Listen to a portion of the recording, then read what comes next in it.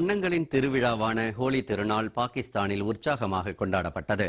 கராச்சியில் நடைபெற்ற நிகழ்ச்சியில் இந்து மதத்தைச் சேர்ந்தவர்கள் திரண்டு ஹோலி கொண்டாட்டத்தில் ஈடுபட்டனர். அப்போது நெருப்பை சுற்றி நின்று பாடல்களை பாடி மகிழ்ந்த அவர்கள் ஒருவர் மீது ஒருவர் வண்ணங்களை பூசியும் நடனமாடியும் உற்சாகத்தை வெளிப்படுத்தினர்.